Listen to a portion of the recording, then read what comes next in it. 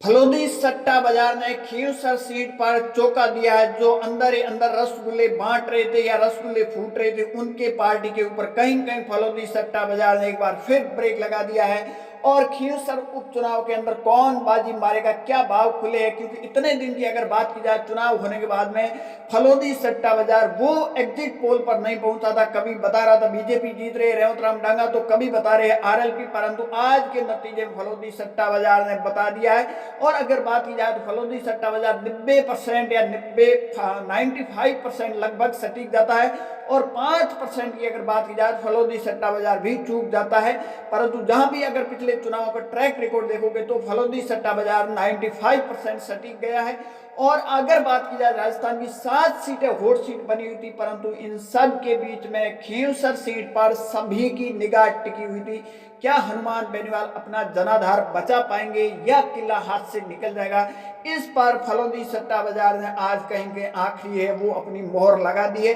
अब बात करते हैं कि फलोदी सट्टा बाजार ने इस बार खींवसर की जो सत्ता है वो आखिर किसके हाथ में दी है। क्या हनुमान बेनीवाल को दोबारा विधायक का जो पद है वो उनकी पत्नी को मिलने वाला है, या फिर रेवंत राम डांगा जो आरएलपी छोड़कर बीजेपी में आए थे 2023 में वो छीन कर ले जाने वाले।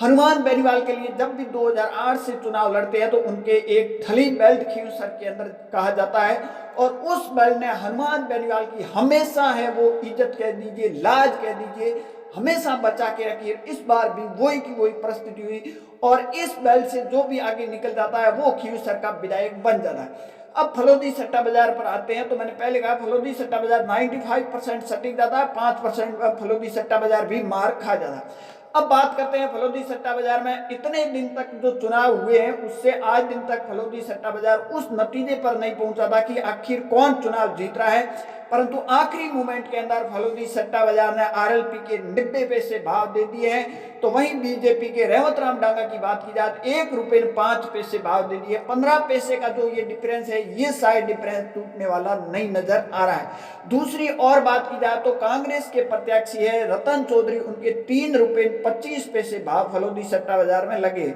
अगर यहाँ बात की जाए तो हनुमान बेनीवाल जो कनिका बेनीवाल है आरएलपी की प्रत्याशी, उनके महज एंड महज 90 पैसे ही फलोदी सट्टा बाजार में भाव लगे हैं। और बीजेपी के रेवंत राम डांगा की बात की जाए तो डांगा के 1 रुपये 5 पैसे। अब यहाँ देख लीजिए जो डिफरेंस है वो 15 पैसे का है, और ये शायद 15 पैसे का डिफरेंस है ये लगभग टूटना नामुमकिन होता हुआ नजर आ रहा है। क्योंकि अगर सट्टा बाजार के माना जाए तो 5-7% का अगर डिस्टेंट हो जाता है तो वो टूट सकता है, चुनाव में परिणाम किसी भी करवट ले सकता है। परंतु अगर 15 पैसे की बात की जाए तो 15 पैसे का जो डिफरेंस है ये शायद बीजेपी तोड़ नहीं पाएगी।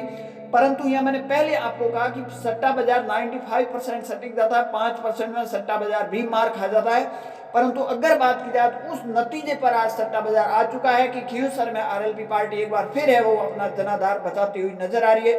राजस्थान की 200 विधानसभा में महज एक सीट पर ही आरएलपी का विधायक था हनुमान बेनीवाल, परंतु वो सांसद बनने के बाद वो सीट खाली हो गई थी। और उसके बाद उपचुनाव के अंदर फिर हनुमान बेनीवाल है वो अपनी पार्टी का जनाधार बचाते हुए नजर आ रहे हैं। बीजेपी ने पूरी की पूरी ताकत झोंक ली थी इस सीट पर, 7 सीटों पर चुनाव थे, परंतु शक की बजाय इन एक सीट पर इतनी ताकत झोंकने के बावजूद भी जनता ने हनुमान बेनीवाल को पसंद किया। और फलोदी सट्टा बाजार ने इस पर कहीं कहीं वो अपने भाव है पत्ते खोल लिए हैं, और हनुमान बेनीवाल है वो अपनी है कहीं कहीं। यहाँ देखा जाए तो राजपूत फैक्टर बहुत ज्यादा काम किया, और इसकी वजह बनी है बीजेपी के नए नवेले प्रदेश अध्यक्ष मदन राठौड़ और प्रभारी ने राजेंद्र राठौड़ और रविंद्र सिंह भाटी पर जो बयान दिया था वो फैक्टर आखिरी मोमेंट में खींवसर में बीजेपी के लिए नई मुसीबत खड़ी करते हुए नजर आए। और ये थे आज के फलोदी सट्टा बाजार के ओपिनियन पोल। आप सबकी इस पर क्या राय कमेंट सेक्शन जरूर देना। ज्यादा जानकारी के लिए हमारे यूट्यूब चैनल को जरूर फॉलो कीजिए।